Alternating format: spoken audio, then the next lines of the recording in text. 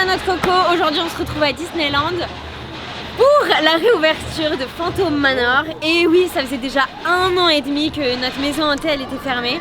Cette maison hantée elle se trouve à Frontierland, plus précisément dans la ville de Tender Mesa. Et aujourd'hui je la teste pour toi.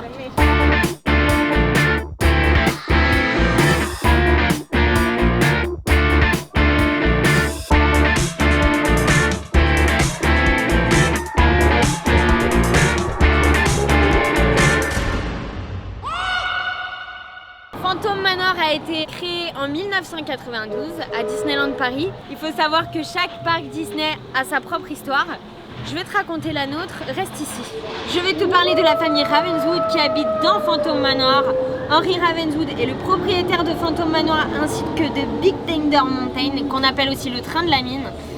Henry Ravenswood est marié à Martha Ravenswood et ont eu une fille du nom de Mélanie Ravenswood qui est la future mariée de Tender Mesa, la ville où est construit Phantom Manor. Mélanie Ravenswood va se marier à un mineur qui travaille à Big Thunder Mountain. Henry Ravenswood est contre ce mariage. À cette période-là, Big Thunder Mountain est maudite. Il y a l'oiseau tonnerre que tu peux voir juste ici. Je te montre la photo juste ici. Ou peut-être ici, ça dépendra. L'oiseau tonnerre garde un trésor. Et si tu oses toucher à ce trésor, un tremblement de terre va détruire la ville de Tender Mesa et tous les habitants. La veille du mariage de Mélanie, malheureusement, ça se produit. Quelqu'un a touché au trésor et un tremblement de terre surgit à Tender Mesa. Henry et Martha Ravenswood meurent et Mélanie reste seule. Son mari a disparu. Où est son mari? Il doit être bloqué sûrement sur Big Thunder Mountain, dans la mine, là où il travaille. Je vais te montrer tout de suite la tombe de Martha. Et Henry sont enterrés juste ici, dans le cimetière de Tender Mesa. Voilà, Henry et Martha sont juste ici, enterrés là. Voilà. Mélanie, elle est seule. Elle ne sait pas où est son mari. Elle le cherche pendant des jours. Le manoir est fermé, le mariage est annulé.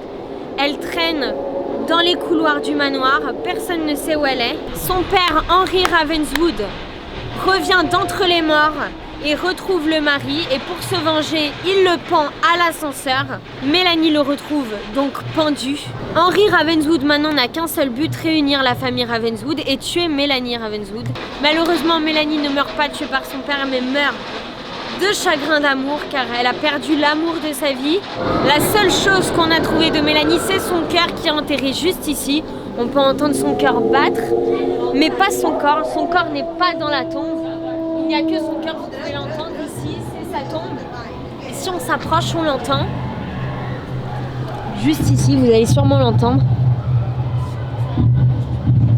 Son cœur bat toujours, parce qu'il bat d'amour. 6 ans plus tard, 2 domestiques réussirent à s'enfuir de Phantom Manor et témoignent que la maison est hantée par on ne sait qui, on ne sait quoi. Peut-être par Henry, peut-être par Mélanie ou peut-être par le mari. Phantom Manor est aujourd'hui ouverte au grand public et elle invite les plus courageux à s'y aventurer. Aujourd'hui, moi je vais m'y aventurer car je suis courageuse et je le fais pour vous, mes noix de coco.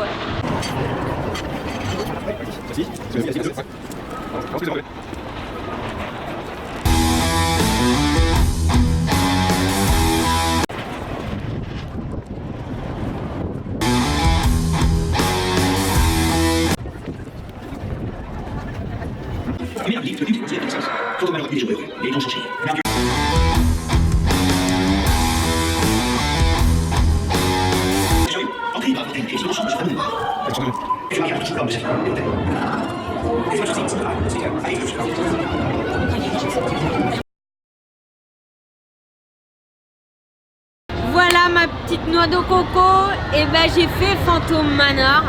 Alors premièrement, l'histoire a totalement changé. L'histoire que je t'ai racontée avant n'existe plus. Henry Ravenswood n'est plus dans l'histoire ou n'est pas cité dans l'histoire. Par contre, Mélanie Ravenswood serait donc victime d'une terrible malédiction due à un fantôme squelette qui la suivrait partout où elle irait et tuerait ses maris. Donc Mélanie s'est mariée plusieurs fois et perd ses maris à chaque mariage. De façon plus ou moins inexpliquée, on ne sait pas. Mais la pauvre, elle est bloquée, elle ne peut pas trouver de mari et ne vivra jamais une histoire d'amour heureuse. Pour le décor, le manoir a pas mal été rénové. La peinture a été refaite. Il y avait de l'amiante et je pense des problèmes techniques, donc ils ont refait tout ça, donc des choses que nous, on ne peut pas voir quand on fait l'attraction. Il y a eu pas mal d'effets de lumière qui ont changé. Tout est plutôt beau, rien n'a été rajouté, on va dire, de gros, pas de nouvelles pièces, rien de tout ça. Par contre, l'ascenseur a complètement changé, les tableaux ont complètement changé, il y a pas mal de petits effets sympas. Pas mal de nouveaux aussi squelettes, vous pourrez voir. Et à la fin, la scène où, vous savez, vous avez le squelette derrière vous a changé aussi dans les miroirs. C'est plus un squelette, je vous dis pas ce que c'est, vous le verrez par vous-même. Donc c'était plutôt un travail de peaufinage, rien de trop nouveau. Donc à part l'histoire qui a vraiment changé, il n'y a pas eu vraiment de nouveautés énormes, l'attraction reste la même. Et moi, pour ma part, je suis un peu déçue parce que ça fait quand même 1 an et demi qu'on attend l'ouverture de Phantom Manor. Les dates d'ouverture ont été décalées à chaque fois, donc pour quand même 1 an et demi de travaux, c'est une belle attraction, neuve, toute nickel. On est quand même content d'avoir eu Phantom Manor nouveau et propre, tout neuf. Merci de m'avoir écouté, on se retrouve dans une prochaine vidéo.